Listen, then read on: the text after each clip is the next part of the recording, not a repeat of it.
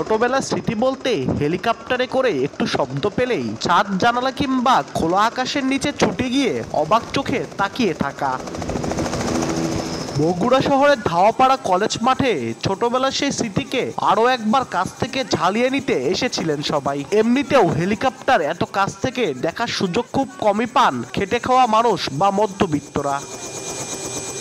মাঠের অদূরে শহরের নারুলি এলাকায় বাড়ি সৌদি প্রবাসী আসাদুজ্জামান আসাদের। চিকিৎসক ছেলের বিয়েতে পুত্রবধূকে আনবেন হেলিকপ্টারে করে, শখটা বহু পুরনো। তাই তো তিনি প্রবাসে থাকলেও ছেলে চিকিৎসক শাওন হোসেন বাবার শখ পূরণে ত্রুটি রাখেননি। ঢাকার ধামরাই থেকে স্ত্রী চিকিৎসক সানজিদা জামানকে বিয়ের পর উড়িয়ে এনেছেন হেলিকপ্টারে করেই। সেই সঙ্গে তাদের পুরোক্ষণের সাক্ষী হয়ে থাকলো এলাকার ছেলে বুড়ো থেকে সবাই। আমি আমার লাইফে এই প্রথম দেখলাম, আমি কখনো দেখিনি, মানে স্বপ্ন ছিল আমার ইচ্ছা আছে এরকম স্বপ্ন যদি কখনো পূরণ করতে পারি অনেক ধন্য মনে করব নিজেকে। এখন বর্তমানে ছেলেপেলেদের মনে ইচ্ছা জাগতেছে যে 1 লাখ টাকা লাগলেও সমস্যা নাই, আমি হচ্ছে যে হেলিকপ্টারে দিয়ে বিয়ে করবো ইনশাল্লাহ। এরকম উৎসব মুখর জনতা চারিদিক থেকে যেভাবে আনন্দ ঘন পরিবেশে আসলে দেখলো, বিয়েগুলো এরকম হলে মানে মানুষের ভেতর উচ্ছ্বাস চাঞ্চল্যকর বৃদ্ধি পায় এবং অনেক মানুষ যারা হেলিকপ্টার কাছে থেকে দেখেনি তাদের দেখার সৌভাগ্য হয়েছে।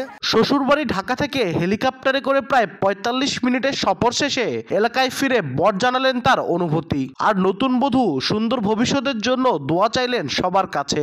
যাতায়াত করাটা একটু কঠিন হয়ে যায়, তো যাতায়াতটা ইজি করার জন্য আসলে হেলিকপ্টার নেওয়া। আমার শ্বশুরের ইচ্ছা ছিল, আরেকটা কারণ আমার বাসা হচ্ছে সাভারে, তো ওখান থেকে বগুড়া আমি এত হেভি জামা কাপড় গহনা পরে আসতে আমার কষ্ট হবে জার্নি করতে, তো এটা সবাই মিলে আমার জন্য চিন্তা করেছে। সবাই আমাদের দুজনের জন্য দোয়া করবেন, আমরা যাতে সুখে শান্তিতে থাকতে পারি। হেলিকপ্টার থেকে নামার পর বেলুন আর রঙিন কাগজে সাজানো ঘোড়ার গাড়িতে করে নতুন বধূকে বাড়িতে নিয়ে যান চিকিৎসক শাওন হোসেন।